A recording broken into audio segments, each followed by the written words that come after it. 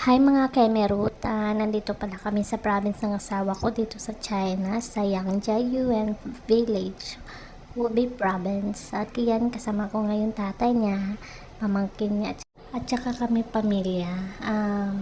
Kung nagtataka kayo kung saan kami pupunta, ay pupuntahan po namin yung puntod ng aking mother-in-law. Yes po, yung mother-in-law ko is patay na simula nung college pa lang yung asawa ko. First year college kasi may sakit kaya namatay siya ng maaga. Ito naman si father-in-law ay senior citizen na siya, bali 71 years old na po siya. Dito nga mga Kemerut ay hinihingal na talaga yung bilbil ko dito, pero yung anak ko sobrang energetic pa. Nakikita nyo, puro bundok, puro green lang yung nakikita nyo kasi wala pong building dito. Wala pong matataas ng building kasi yung asawa ko sa province nakatira. Ito sa part na to mga Kemerut ay nagpahinga na po ako dyan at nakaupo sa may damuhan kasi para na akong magba-blackout. At itong red na to ay jeans niya at bibigyan namin sa relatives niya. Tignan nyo naman mga Kemerut gaano nakalayo yung pinaglalakad namin, diba? At saka pataas yan, hindi yan pababa. Okay lang sana kung pababa na medyo carry pa, pero pataas siya kaya nakakahingan.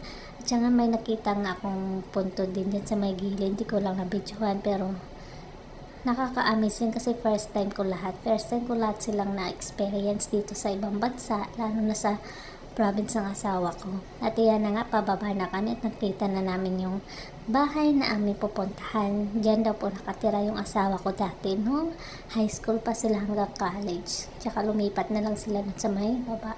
Napatanong nga ako sa kanya, paano yung pag nag-school sila? Kasi yung school nila sobrang layo, pababa pa talaga ng bundok. Tsaka mga nakatira dyan guys, mga matatanda na, as in, gaya na sa papa niya.